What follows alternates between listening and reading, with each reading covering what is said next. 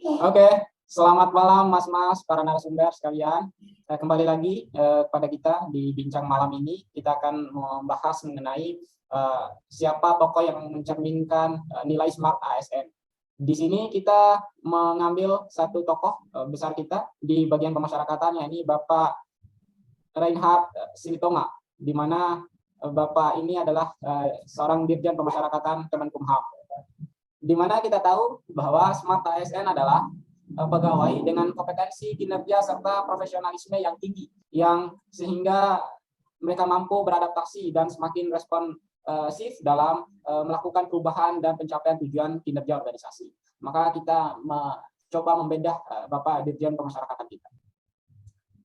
Kepada Mas Ida selaku narasumber, mungkin mempersingkat waktu ya, saya tanyakan apa kira-kira itu bagi pandangan Mas Ida yang bisa mencerminkan nilai Smart ASN di bagian integritas dan nasionalisme terhadap Dirjen Pemasyarakatan kita. Kepada Mas Ida, silakan. Baik, jadi terima kasih atas waktunya kepada Mas Imran. Dari saya sendiri, Bapak Dirjen Pemasyarakatan kita, bisa kita tahu dari jenjang karir beliau, bagaimana beliau berawal dari kepolisian ya, berawal dari Direktorat Reserse Narkoba di Polda Sumut di Jawa Tengah, sampai akhirnya sekarang beliau menjabat sebagai Dirjen Pemasyarakatan di Kementerian Hukum dan HAM. Sangat bagus karir beliau. Dan dari segi nasionalisme ya, Mas Imran ya. Dari nasionalisme sendiri, beliau bisa kita tahu dari bagaimana beliau mencintai tanah air ini dengan kerja keras beliau untuk memberantas narkoba di seluruh rutan dan lapas yang ada di Indonesia. Ya, selanjutnya kita beralih ke narasumber kedua, Mas Hadi. Saya ingin mendengarkan bagaimana pemaparan Mas Hadi mengenai nilai Smart ASN di bagian profesionalisme dan hospitality dari tokoh yang akan kita bedah pada kesempatan kali ini. Pada Mas, dipersilakan. Baik Mas, terima kasih atas waktunya. Di sini menurut saya Bapak Dirjen Pemasyarakatan kita itu dalam nilai Smart ASN profesionalisme itu tentu saja sudah kita lihat Pak ya, bagaimana cara beliau untuk mengatasi semua masalah-masalah yang terdapat pada rutan atau lapas, semua hal-hal yang bisa menjadi ancaman gitu untuk keberlangsungan tuh. Kita bisa lihat bagaimana cara beliau untuk mengatasinya dengan cara yang sangat profesional dan sangat terstruktur.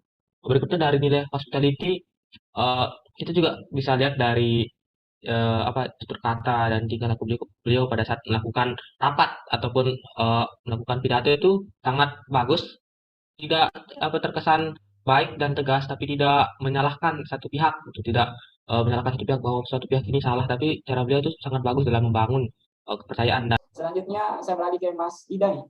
Bagaimana pemaparan Mas Ida mengenai nilai berwawasan global dan nilai networking dari Bapak Dirjen Pemasyarakatan kita. Kepada Mas Ida, dipersilakan. Dari nilai networking sendiri, karena beliau dari kepolisian, saya yakin beliau punya link atau kerjasama yang baik dengan pihak kepolisian, dan beliau juga tetap berintegritas untuk berkolaborasi dengan pihak kepolisian maupun dengan pihak BNN untuk memberantas narkoba maupun apapun tindak kejahatan yang ada di dalam lapas atau rutan itu sendiri.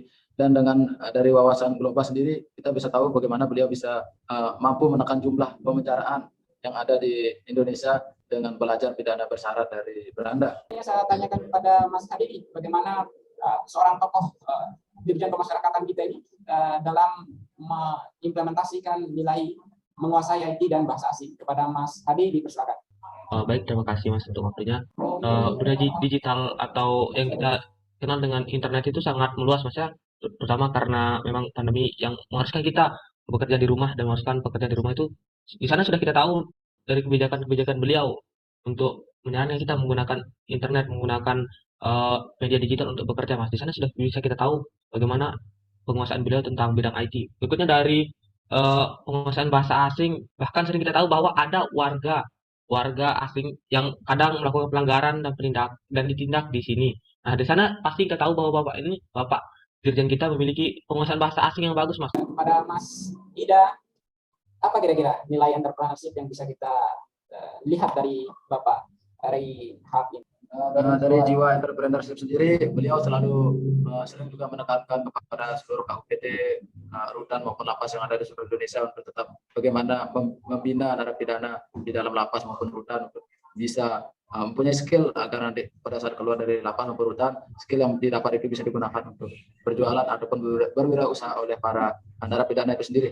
Oke, saya sepakat sekali dengan apa yang sudah dipaparkan oleh dua narasumber kita, Mas Hadi maupun Mas Ida, mengenai kenapa kemudian seorang dirjen pemasyarakatan kita ini bagaimana menerapkan ataupun mengimplementasikan nilai Smart ASN dalam kehidupannya maupun dalam tugas kinerjanya.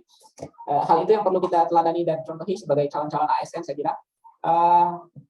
Demikian, saya kira Mas Ida dan Mas Hadi, sampai bertemu di lain kesempatan.